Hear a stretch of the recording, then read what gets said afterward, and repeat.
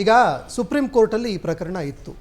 ಈ ಹಿಜಾಬ್ ಅನ್ನುವಂಥದ್ದೇನಿದೆ ಇದನ್ನು ನಮ್ಮ ಇಸ್ಲಾಂ ಧರ್ಮದಲ್ಲಿ ಇದಕ್ಕೆ ಪ್ರಾತಿನಿಧ್ಯತೆ ಇದೆ ಅನ್ನುವಂಥದ್ದನ್ನು ಸಾಬೀತುಪಡಿಸುವಲ್ಲಿ ನಿಮ್ಮ ವಕೀಲರು ಎಲ್ಲಾದರೂ ಫೇಲ್ ಆದ್ರ? ನಾನು ಹೇಳಿದ ಮಾತೇನು, ಇದು ಧರ್ಮದಲ್ಲಿ ಇದೆಯೋ ಇಲ್ವೋ ಅಂತ ನಾವು ಸುಪ್ರೀಂ ಕೋರ್ಟ್ಗೂ ಹೈಕೋರ್ಟ್ಗೂ ಹೋಗಿಲ್ಲ. ಇದು ಹೆಣ್ಣು ಮಕ್ಕಳ ಗೌರವ. ಹೆಗಲ ಮೇಲೆ ಹಾಕೊಳ್ಳೋ ದುಪಟ್ಟವನ್ನ ಅವರು ತಲೆಯಿಂದ ಹಾಕೊಂಡು ಕಟ್ಕೊಳ್ತಾರೆ, ಕೂದಲನ್ನ ತೋರಿಸಲ್ಲ. ಅದೇ ಧರ್ಮ ಅಂತ ಅವ್ರು ತಿಳ್ಕೊಂಡಿದ್ದಾರೆ. ಅದನ್ನ ಪ್ರಶ್ನಿಸೋಕೆ ಯಾರು ಬರಲ್ಲ. ಅಲ್ಲಿ ಹೈಕೋರ್ಟ್ ಅಲ್ಲಿ ಸುಪ್ರೀಂ ಕೋರ್ಟ್ ಅಲ್ಲಿ ಕೂತಿರೋರು ಧರ್ಮಾಧಿಕಾರಿಗಳಲ್ಲ, ನ್ಯಾಯಾಧೀಶರು. ನ್ಯಾಯ ಕೊಡ್ರಿ ಅಂತ ಕೇಳಿರೋದು. ವರ್ಷಗಳಿಂದ ನಾವೆಲ್ಲ ಹಾಕೋ ಬರ್ತಿರೋ ಹೆಣ್ಮಕ್ಳೆಲ್ಲ ಹಿಜಾಬ್ ಧರಿಸ್ಕೊಂಡೇ ಬಂದಿರೋದು. ಅದು ನಮ್ಮ ಧರ್ಮದ ಒಂದು ಸಂಕೇತ. ಅದಕ್ಕೆ ಇವತ್ತು ಬಿಜೆಪಿ ಹೊಟ್ಟೆ ಉರಿತಾ ಇರೋದು. ಅದು ನಮ್ಮ ಧರ್ಮದ ಸಂಕೇತ ಅಂತಾನೆ ಇವ್ರಿಗೆ ಹೊಟ್ಟೆ ಉರಿತಾ ಇರೋದು.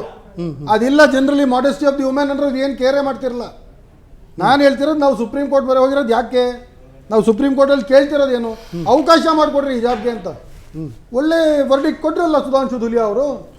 ಇನ್ನೇನು ಬೇಕು ನಮಗೆ? ಓಕೆ, ಈಗ ಸಾಂವಿಧಾನಿಕ ಪೀಠದಲ್ಲಿ ನ್ಯಾಯ ಸಿಗುತ್ತೆ ಅಂತ ಅಂದ್ಕೊಂಡಿದ್ದೀರಾ? ಪೀಠಕ್ಕೆ ಹೋಗೋದೇ ಬೇಡ. ಸರ್ಕಾರದ ಕೆಲಸ ಇದು. ಪ್ರಣಾಳಿಕೆಯಲ್ಲಿ ನಮಗೆ ಕೊಟ್ಟ ಭರವಸೆ ಇದು. ಡೈರೆಕ್ಟ್ ಸುಪ್ರೀಂ ಕೋರ್ಟ್ಗೆ ಕೇಸ್ ಅಡ್ವಾನ್ಸ್ ಮಾಡಿಸಿ ನಾವು ಈ ನಿರ್ಧಾರ ತಗೊಂಡಿದ್ದೀವಿ, ಈ ಕೇಸನ್ನ ಡಿಸ್ಮಿಸ್ ಮಾಡ್ರಿ ಅಂದ್ರೆ ಸುಪ್ರೀಂ ಕೋರ್ಟ್ ಡಿಸ್ಮಿಸ್ ಮಾಡುತ್ತೆ. ಡಿಸ್ಮಿಸ್ ಮಾಡಿದ ನಂತರ ಬಂದು ನೀವು ಏನ್ ಸುದ್ದಿಗೋಷ್ಠಿ ಮಾಡ್ಬೇಕೋ ಮಾಡಿ. ಈ ಕಣ್ಣಲ್ಲಿ ಧೂಳಾಕೋ ಕೆಲಸ ಮಾಡಿದ್ರೆ ಮತ್ತೆ ಅದೇನೆ.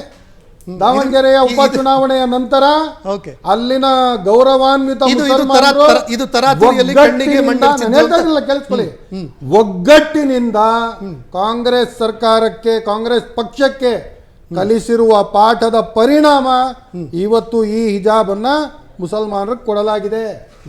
25,000 ಓಟುಗಳ ಹೊಡೆತ.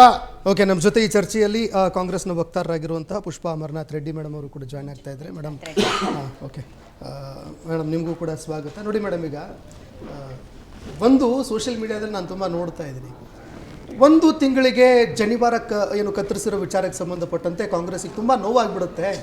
3 ವರ್ಷ ಆದರೂ ಕೂಡ ಈ ಹಿಜಾಬ್ ವಿಚಾರಕ್ಕೆ ಸಂಬಂಧಪಟ್ಟಂಗೆ ಕಾಂಗ್ರೆಸ್ಸಿಗೆ ಯಾಕಿದು ನೋವಾಗಲಿಲ್ಲ ಈ ವಿಚಾರ ಅಂತ ತರಾತುರಿಯಾಗಿ ತರೋದಕ್ಕೆ ಕಾರಣ ಏನು? ಕಣ್ಣಿಗೆ ಮಣ್ಣೇರಿಸೋ ಕೆಲಸ ಏನಾದರೂ ಮಾಡ್ತಾ ಇದೆಯಾ? ಇಲ್ಲ ಸರ್, ಆ್ಯಕ್ಚುಲಿ ನೋಡಿ, ಈ ಮೊದಲು BJP ಸರ್ಕಾರ ಏನಿತ್ತು, ಈ ಮುಸ್ಲಿಂ ಧರ್ಮದಲ್ಲಿ ಏನು ತಲೆಗೆ ಹೆಣ್ಮಕ್ಳು ಬಟ್ಟೆ ಕಟ್ಟಿದ್ರು, ಈ ವಿಚಾರವಾಗಿ ನಮ್ಮ ಕರ್ನಾಟಕದ ಕರಾವಳಿ ಭಾಗಗಳಲ್ಲಿ ಹೆಚ್ಚಾಗಿ ಆವತ್ತಿನ ದಿವಸ ಎಷ್ಟೋ ಹೆಣ್ಣು ಮಕ್ಕಳು ಈ ಶಿಕ್ಷಣದಿಂದ ವಂಚಿತರಾದರು ಅಂತಲೇ ಹೇಳ್ಬೋದು.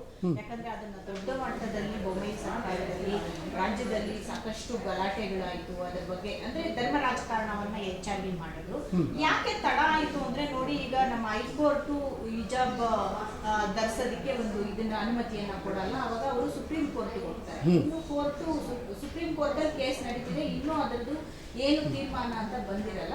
ಸೊ ಅವ್ರು ಏನು ಹೇಳಿದ್ದಾರೆ, ನಾವೇನು ಪ್ರಣಾಳಿಕೆಯಲ್ಲಿ ಕೊಟ್ಟಿದ್ವಿ. ಒಂದು ನಿಮಿಷ ಮೇಡಮ್, ಒಂದು ನಿಮಿಷ. ವಿಜಯ್ ಕುಮಾರ್ ಸರ್, ಆಗಲೇ ಏನು ಹೇಳ್ತಾ ಇದ್ರಿ ತಾವು? ಸರ್, ಏನಿಲ್ಲ, ಇವರು ಹಿಜಾಬು ಸರ್ ನಿಮ್ಮ ಧರ್ಮದ ಬಗ್ಗೆ ಇದು ಮಾಡ್ತಾ ಇಲ್ಲ, ಅವಮಾನ ಮಾಡ್ತಾ ಇಲ್ಲ. ದಯವಿಟ್ಟು ಮನಸ್ಸಿಗೆ ಬೇಜಾರು ಮಾಡ್ಕೋಬೇಡಿ. ಹಿಜಾಬು ಹೆಣ್ಮಕ್ಳು ಗೌರವ ಸರಿ, ಅವ್ರಿಗೂ ಹೆಣ್ಮಕ್ಳು ಅವ್ರಿಗೆ ಗೌರವ ಕೊಡ್ತಾರೆ, ಎಲ್ಲ ಸರಿ ಸರ್. ಇದೇ ಇಸ್ಲಾಮಿಕ್ ರಾಷ್ಟ್ರಗಳಲ್ಲಿ ಬ್ಯಾನ್ ಆಗಿರೋದು ಏನಕ್ಕೆ ಸರ್? ಅಲ್ಲಿ ಬೇರೆ ಇಸ್ಲಾಮು, ಇಲ್ಲಿ ಬೇರೆ ಇಸ್ಲಾಂ. ನೀವು ಹೋಗ್ಬಿಡಿ ಪಾಕಿಸ್ತಾನ್ಗೆ, ಇಷ್ಟ ಇದ್ರೆ. ಯಾಕೆ ನಾವ್ಯಾಕೆ ಅಲ್ವಾ? ಅಲ್ಲಿ ಯಾಕೆ ಕೊಡ್ಬಾರ್ದು? ಇಡೀ ಪ್ರಪಂಚ ಇಸ್ಲಾಮು ನಮ್ದು ಒಂದೇ ಅಂತೀರಾ ಅಲ್ವಾ? ನಿಮ್ ಇಷ್ಟ ಅಂದ್ರೆ ಇಲ್ಲಿ ಸಂವಿಧಾನಕ್ಕೆ ಮರ್ಯಾದೆ ಕೊಟ್ಟಿರಿ ಸರ್. ನೀವು ಹೇಳ್ದಂಗೆಲ್ಲ ಈ ದೇಶ ನಡೆಯಲ್ಲ ಸರ್. ಕರ್ನಾಟಕದಲ್ಲ ಸರ್. ನೀವು ನಿಮಗೆ ನೈತಿಕತೆ ಬಗ್ಗೆ ಮಾತಾಡಿ, ನಿಮ್ ನೈತಿಕತೆ ಬಗ್ಗೆ ಮಾತಾಡಿ sir. Tajikistan ban, Kazakhstan ban, Uzbekistan ban. ನೀವು ಪಾಕಿಸ್ತಾನ್ ಜಿಂದಾಬಾದ್ ಅನ್ನೋದು ನೀವು ಹೋಗಿ, ಪಾಕಿಸ್ತಾನ್ ಏ ಜಿಂದಾಬಾದ್ ಅನ್ನೋದು ನೀವು ಹೋಗ್ಬೇಕು. ಅರ್ಥ ಆಯ್ತಾ? ಇಲ್ಲಿ ಬ್ಯಾನ್ ಆಯ್ತು, ಅಲ್ಲಿ ಉಸಿರಾಟಲ್ಲ. ಇಲ್ಲ, ಯಾಕೆ ಕೊಡಬಾರ್ದು? ನೀವು ಉದಾಹರಣೆ ಕೊಡಲ್ವಾ? ಇವರು ಇಸ್ಲಾಂ ಬಗ್ಗೆ ಮಾತಾಡಿದ್ರೆ ಇಡೀ ಪ್ರಪಂಚ ಇಸ್ಲಾಂ ಒಂದಾಗುತ್ತೆ. ಹಿಜಾಬ್ ಬಗ್ಗೆ ಮಾತಾಡಿದ್ರೆ ಆ ದೇಶ ಬೇರೆ, ಈ ನಮ್ ದೇಶ ಬೇರೆ, ಅದ್ರ ಕರ್ನಾಟಕ ಬೇರೆ, ನಮ್ಮ ರೂಲ್ಸ್ ಬೇರೆ. ವಿಜಯ್ ಕುಮಾರ್ ಅಲ್ವಾ? ಅವಮಾನ ಮಾಡ್ತಾ ಇಲ್ಲ, ನನಗೆ ಇದನ್ನ ಹೇಳ್ಬೇಕು ನೀವು. ಇಸ್ಲಾಮಿಕ್ ದೇಶಗಳಲ್ಲಿ 1, 2, 3, 6 ದೇಶಗಳಲ್ಲಿ ಹಿಜಾಬ್ ಸರ್. ಈ ಕಾರಣ ಎಲ್ಲ ಗೊತ್ತಾ ಕೊಟ್ಟಿರೋದು ಅವರು? ಅದ್ರ ಪ್ರಕಾರ ಉತ್ತರ ನಾವು ಕೊಡ್ಬೇಕು. ಅವ್ರ ಕಾರಣ ಏನ್ ಗೊತ್ತಾ ಕೊಟ್ಟಿರೋದು? ಈ ದೇಶದವರು, ಮೋಸ್ಟ್ ಆಫ್ ಆಲ್ ದೇಶದವರು, ಒಂದು ಕಾರಣ ಸೆಕ್ಯೂರಿಟಿ ಪರ್ಪಸ್, ಇನ್ನೊಂದು ಕಾರಣ ಎಕ್ಸ್ಟ್ರೀಮಿಸಮ್ನ ನಿಲ್ಲಿಸಿ ಸೆಕ್ಯುಲರಿಸಮ್ನ ಪ್ರಮೋಟ್ ಮಾಡೋಣ ಅಂತ. 3 ಪಾಯಿಂಟ್ ಸರ್. ಪ್ರತಿಭಾ ಪಾಟೀಲ್ ಅಲ್ಲ ಇವತ್ತು ನೀವು ಹಿಜಾಬ್ ಹಾಕೊಂಡ್ರೆ ಆಗ್ತಿರಲ್ಲ, ಅದ್ ಹಾಕ್ಬಾರ್ದು ಅಂತ ಇವತ್ತು ನೀವು ನಾನು ಎಷ್ಟು ಉದಾಹರಣೆ ಸೆಕ್ಯುಲರಿಸಮ್ ಬೇರೆ ಬೇಕು ಇವ್ರಿಗೆ. ಕಿತ್ತೂರು ರಾಣಿ ಇಂಡಿಯಾ ಹೌದು ಸರ್, ಶಿರವಸ್ತ್ರ ಧರಿಸೋದು ಹಿಂದೂ ಹೌದು ಸಂಪ್ರದಾಯ. ಹೌದು ಮುಸ್ಲಿಂ ಸರ್, ಸಂಪ್ರದಾಯವು ಹೌದು ಸರ್, ಸರ್. ನಾನು ಬರ್ತೀನಿ, ಒಂದ್ ನಿಮಿಷ ಶಾಲೆಗಳಲ್ಲಿ ಅವ್ರಿಗೆ ಮಾತಾಡಿ. ಮೇಜರ್ ಶಾಲೆಗಳಲ್ಲಿ ಬ್ಯಾನ್ ಮಾಡವ್ರೆ. ಯಾಕೆ ಬ್ಯಾನ್ ಮಾಡವ್ರೆ? ವಿಜಯ್ ಒಂದ್ ಮಾತು ಹೇಳ್ಬಿಡ್ತೀನಿ ವಿಜಯ್. ಈ ಸ್ಟುಡಿಯೋದಲ್ಲಿ ಇವಾಗ ಬರ್ತಿದ್ದಾಗ ನಾನು ನೋಡಿದೆ ಒಂದು 80 ಜನ ಆದ್ರೂ ಕೆಲಸ ಮಾಡ್ತಾರೆ, ಯಾರು ಕೇಸರಿ ಶಾಲ್ ಹಾಕಿಲ್ಲ. ಈ ಬಿಜೆಪಿ ವಕ್ತಾರ ಒಂದು ಬಿಟ್ಟು ಸರ್, ನನ್ನ ಧರ್ಮ, ನಾನು ನೀವು ಇದನ್ನ ಪ್ರಶ್ನೆ ಮಾಡಂಗಿಲ್ಲ, ಪ್ರಶ್ನೆ ಮಾಡಂಗಿಲ್ಲ ಸರ್. ನೀವು ಇದನ್ನ ಪ್ರಶ್ನೆ ಮಾಡ್ತಿಲ್ಲ ವಿಜಯ್ ಸರ್, ಪ್ರಶ್ನೆ ಮಾಡಂಗಿಲ್ಲ. ಬರ್ರಿ, ಯಾವ್ದು? ನಾನು ಪ್ರಶ್ನೆ ಮಾಡೋದು. ನೀವು ಇದ್ರ ಪುಷ್ಪ ಬಗ್ಗೆ ಮಂಜುನಾಥ್ ಮೇಡಮ್ ಅವರು ಮಾತಾಡಂಗಿಲ್ಲ. ಹೇಳ್ತಾ ಇದ್ದಾರೆ. ಇವರೆಲ್ಲ ಹಿಂದೂಗಳಲ್ವಾ ಸರ್, ಹಿಂದೂಗಳನ್ನ ನೀವು ಪ್ರಶ್ನೆ ಮಾಡಂಗಿಲ್ಲ ಸರ್. ನಿಮ್ಗೆ ಹಕ್ಕಿಲ್ಲ. ನಾನು ಹಿಂದೂ ಸರ್, ಅಲ್ಲಿ ಬರೋಣ, ಒಂದ್ ನಿಮಿಷ ಮಾತಾಡ್ತಾ ಇದ್ದ. ಅರ್ಥ ಆಯ್ತಾ? ಒಂದ್ ನಿಮಿಷ, ಪುಷ್ಪ ನೀವು ಏನ್ ಮಂಜುನಾಥ್ ರಾಜಕೀಯ ಮಾಡ್ತಾ ಇದ್ದೀರಾ? ಆಯ್ತು. ಆಗ್ಲೇ ಅದೇ ನಾನು ಹಿಜಾಬ್ ಬಗ್ಗೆ ಹೇಳ್ತಿದ್ದೆ ನೋಡಿ. ಹಿಜಾಬ್ ಅಂದ್ರೆ ಒಂದು ಅವ್ರ ಹೆಣ್ಣು ಮಕ್ಕಳು ಅಂದ್ರೆ ಅವ್ರಿಗೆ ಯಾವ ಒಂದು ಪರ್ಪಸ್ಗೂ ಅವ್ರ ಧರ್ಮದಲ್ಲಿ ಬಂದಿದೆ.